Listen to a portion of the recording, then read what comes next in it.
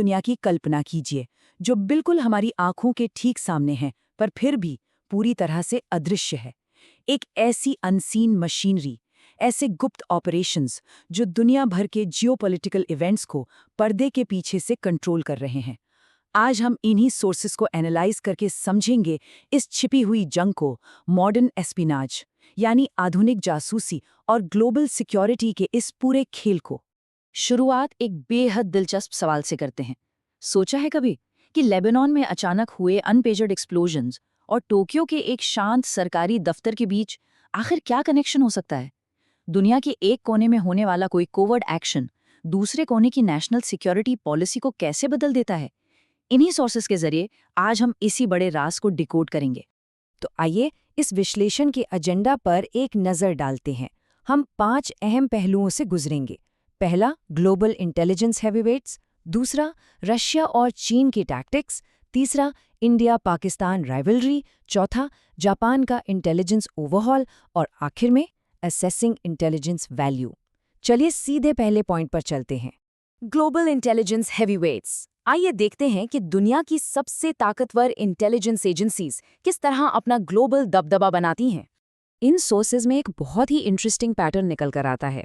दुनिया की हर top tier agency की अपनी एक बिल्कुल अलग खासियत होती है जिसे वो अपने देश की ताकत को प्रोजेक्ट करते हैं। उदाहरण के लिए CIA को ही ले लीजिए।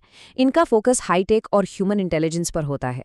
इसराइल की मोसाद को हम सब उनके कोवर्ट ऑप्स और मिडिल ईस्ट पर उनकी पकड़ के लिए जानते हैं। वहीं UK की MI6 काउंटर टेररिज्म और साइबर एस्पियोनाज में माहिर है। फ्रांस की DGSE सिग्नल्स इंटेलिजेंस और साहेल रीजन में आगे है। और चाइना की MSS वो साइबर एस्पियोनाज और आर्थिक जासूसी में अपनी धाक रखती है। मतलब हर एजेंसी का अपना एक स्पेशलाइज्ड डोमेन है। पर यहाँ एक बहुत ही क्रूशियल टर्म को समझना जरूरी है, ह्यूमेंट यानी ह्यूमन इंटेलिजेंस। इसका सीधा सा मतलब है इंसानी संपर्क के जरिए जानकारी निकालना। साइबर या सिग्नल्स इंटेलिजेंस के मुकाबले ये एकदम ग्राउंड लेवल का काम है। और सबसे हैरान करने वाली बात यह है कि आज के इस अल्ट्रा एडवांस्ड AI और डिजिटल टेक के ज़माने में भी ज़मीन पर मौजूद इंसानी जासूस ही किसी भी सफल गुप्त मिशन की सबसे बड़ी बैकबोन होते हैं। टेक्नोलॉजी अपनी जगह है, पर इंसानी दिमाग का कोई ऑल्टरनेटिव नहीं। ये कड़ी हमें लाती है हमारे दूसरे सेक्शन पर, टैक्टिक्स, रशिया एंड चाइना। आइए इन सोर्सेस के हवाले से देखते हैं कि ये दो बड़ी ताकतें जासूसी के इस मैदान में एक दूसरे से कितनी अलग हैं। इन दोनों देशों के डॉक्ट्रिन्स को अगर कंपेयर करें तो ज़मीन आसमान का अंतर दिखता है। एक तरफ रशिया है जिसकी एजेंसीज जैसे FSB या GRU हमेशा एक वॉर फुटिंग यानी लगातार युद्ध जैसी स्थिति में ऑपरेट करती हैं। इनका अप्रोच बहुत अग्रेसिव होता है, एक्टिव मेजर्स लेना और यहाँ तक कि ऑर्गेनाइज क्राइम के गुप्त नेटवर्क्स के साथ मिलकर काम करना। और ठीक इसके उलट दूसरी तरफ चाइना है। इनका MSS सिस्टम बेहद टाइटली कंट्रोल्ड और सिस्टमैटिक है। इनका मेन टारगेट होता है खामोशी से लंबे समय तक चली आ रही टेक्नोलॉजी की चोरी और देश के अंदर के विरोध यानी इंटरनल डिसेंट को दबाना। अप्रोच अलग है पर दोनों ही अपने आप में बेहद इफेक्टिव हैं। अब एक बड़ा सवाल उठता है, आखिर अमेरिका जैसे देश इन अग्रेसिव इंटेलिजेंस टैक्टिक्स का इतना बड़ा और इतना रेगुलर निशाना क्यों बनते हैं? इस सोर्स मटेरियल में एक बहुत ही क्लियर और इम्पार्शियल ऑब्जर्वेशन दी गई है, क्योंकि US एक ओपन सोसाइटी है। बस ये एक ऐसी सीधी सच्चाई है जो इन हमलों के कोर रीजन को बिल्कुल साफ कर देती है। आइए इस ओपन सोसाइटी वाली बात को थोड़ा और डीपली समझते हैं। होता क्या है कि एक खुले और विविध समाज में जहाँ डाइवर्सिटी बहुत ज़्यादा हो, वहाँ किसी के लिए भी भीड़ में घुल मिल जाना, ब्लेंड इन करना आसान हो जाता है। आज़ादी से कहीं भी आने जाने की छूट होती है। और जब विरोधी देशों के पास हाईली एडवांस सर्वेलेंस टूल्स हों तो ये फ्रीडम एक कमज़ोरी बन जाती है। यही स्ट्रक्चरल फैक्टर्स इन ओपन सोसाइटीज़ को long term strategic espionage campaigns के खिलाफ बेहद वल्नरेबल बना देते हैं। खुलापन इनकी ताकत भी है और इस मैदान में इनकी सबसे बड़ी कमज़ोरी भी। अब थोड़ा रुख करते हैं साउथ एशिया की तरफ। तीसरा section, the India Pakistan rivalry. यहाँ इंटेलिजेंस ऑपरेशंस एक लगातार चलने वाली लोकलाइज्ड कोल्ड वॉर की तरह हैं। भारत की रॉ और पाकिस्तान की ISI के बीच का जो डायनामिक है वो बेहद गहरा और उलझा हुआ है। इसे समझने के लिए द स्पाई क्रॉनिकल से बेहतर उदाहरण क्या हो सकता है? ये एक ऐसी किताब है जो खुद इन दोनों एजेंसीज के पूर्व प्रमुखों ने मिलकर लिखी है। ये कवर अपने आप में इस हिस्टोरिक और डीपली इंटरट्वाइंड रिलेशनशिप को पूरी तरह से दर्शाता है। एक ऐसी कहानी जो सीधे सोर्सेज से निकल कर आती है। अगर हम इन सोर्सेज में इस किताब के डेडिकेशंस और टेबल ऑफ कंटेंट्स पर थोड़ा गौर करें तो एक बहुत ही इंटरेस्टिंग लेयर सामने आती है। जियोपॉलिटिकल फ्रिक्शन और सख्त भौगोलिक टकराव के बावजूद इन एजेंसीज के बीच एक कॉम्प्लेक्स शेयर्ड हिस्ट्री मौजूद है। इन पन्नों से पता चलता है कि इस दुश्मनी के बीच भी कभी-कभी सद्भावना या आपसी समझ के छोटे-छोटे अवसर जरूर झलकते हैं। ये सिर्फ ब्लैक एंड व्हाइट नहीं है। लेकिन इस पूरे साउथ एशियन कॉन्टेक्स्ट का और दरअसल ग्लोबल एस्पियोनेज का सबसे बड़ा सच इस कोट में छुपा है। The cold war between nations conducted by the spy agencies is continuous, there is no let up. भले ही सीमा पर सैनिक युद्ध कुछ वक्त के लिए रुक जाए, लेकिन इन राइवल इंटेलिजेंस एजेंसीज के बीच का ये जो गुप्त संघर्ष है ना, ये कभी नहीं थमता। ये एक एवरीडे रियलिटी है जिसमें कोई ब्रेक नहीं होता। चलिए आगे बढ़ते हैं। चौथा सेक्शन, जापान्स इंटेलिजेंस ओवरहॉल।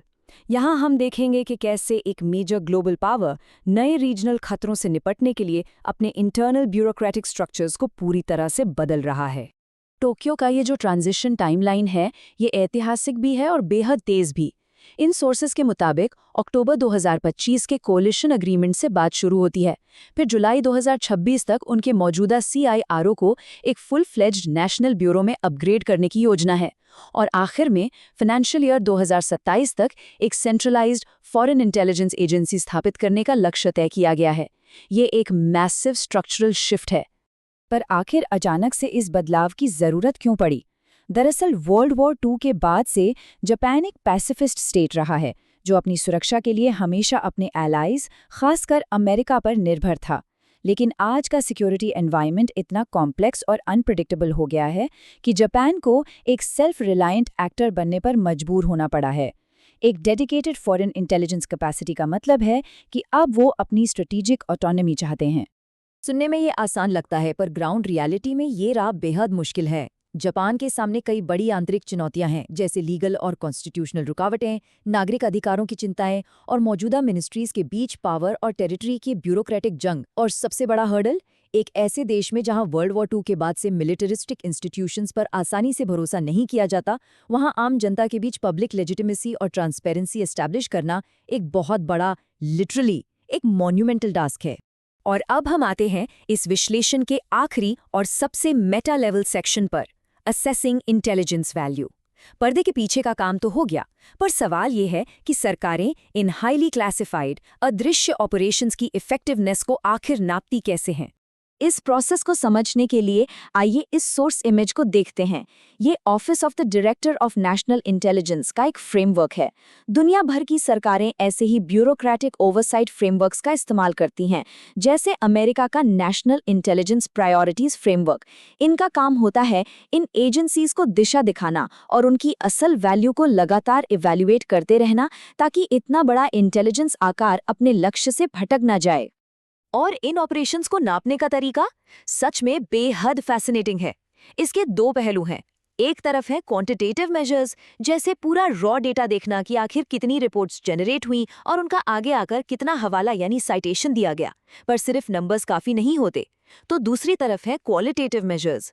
यहाँ सब्जेक्ट मैटर एक्सपर्ट्स को 1000 कॉइन्स यानी 1000 सिक्कों की एक इमेजिनरी करेंसी दी जाती है। फिर उन्हें कहा जाता है कि वो इन सिक्कों को अलग अलग इंटेलिजेंस की वैल्यू और सेटिस्फैक्शन के हिसाब से बांटें।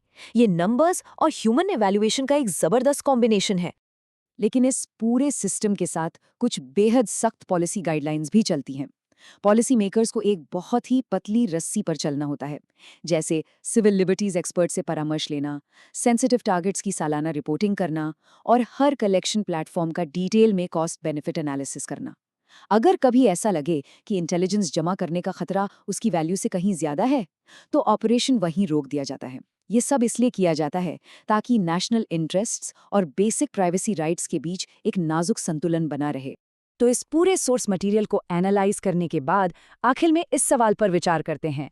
सोचिए, अगर एक आतंकी साजिश को वक्त रहते बिल्कुल खामोशी से नाकाम कर दिया जाता है, तो उस जासूसी तंत्र की असल ऑनगोइंग कीमत को आखिर कैसे नापा जाएगा? जो घटा ही नहीं, जो ओपनली कभी सामने आया ही नहीं, उसकी सच्ची वैल्यू क्या है?